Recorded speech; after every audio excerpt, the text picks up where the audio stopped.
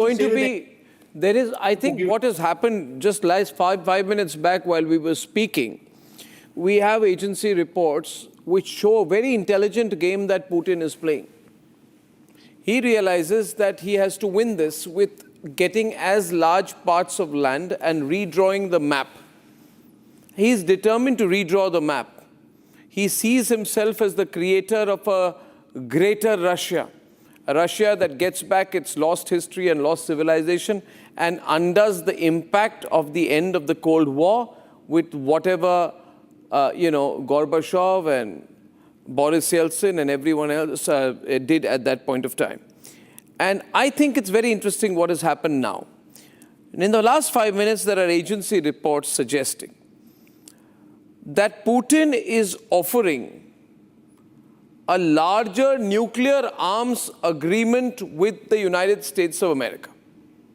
This is so intelligent of him. He has given a statement saying, I'm very happy with the American efforts. And what we are going to do is that we are going to talk about a nuclear arms deal with the United States of America at a larger level. And he has said this on the eve of the Alaska meeting. Now, why has he said this? He knows that Trump needs to go away with a bigger victory, and he needs to get what he wants. Greg, is this going to placate Trump's supporters, or do they not care? If Putin says, I'm going to offer you an arms deal in exchange for large parts of the land of Crimea, Donetsk, Luhansk, Kherson, I'm going to grab large parts of Ukraine and give you a sop of a nuclear arms agreement. How will people read it? Well, I think there's a lot of moving parts on this, and I think I agree with most of the panel here that it's really not up to President Trump to just give away land in Ukraine. That's going ultimately to be on Zelensky and the Ukrainian people.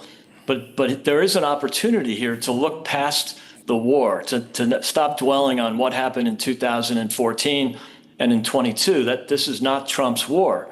So he's probably thinking about bigger things. And really two major points. One is he's going to make sure that there is not any sort of strong partnership between Russia and China. So this is a much bigger picture, much bigger macro issue in keeping that alliance from happening or at least progressing anymore.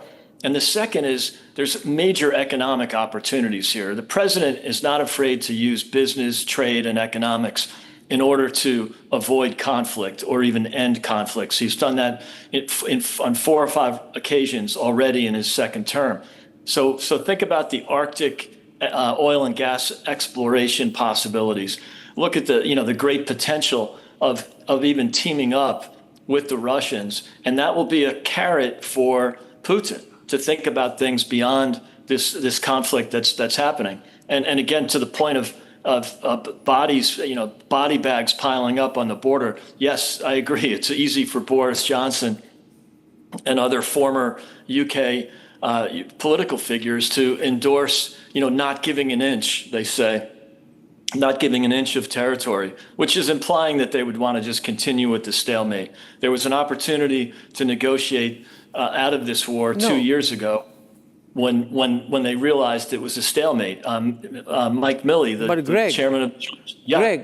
Greg, if I may, my reading is different. My reading is that at this point of time, it is Putin who is offering a carrot. And that carrot is of a nuclear arms deal. He is making that the bigger carrot.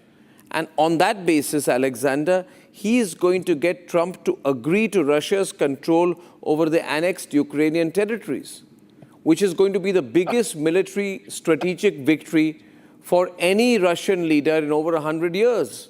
If that happens, Putin is going to tom-tom it as a big victory for his domestic audience. Alexander, if that happens, can Trump come back and say, I got a nuclear arms deal with Putin? Won't that make it look like Trump lost? Well, in this meeting is not about nuclear arm deals or it any is. kind of... It has become, because that's what Putin is offering now. Let Putin offer whatever he wants. Let Putin offer whatever... See, none of us, 6 of us are here, right? None of us, including you, Arnab, none of us wants to see this war continue, okay? President Trump doesn't want this war to continue. American people don't want this war to continue. Neither Ukrainians, neither Europeans, Russians. No, the entire world wants to stop this war, okay? Let's put that away for right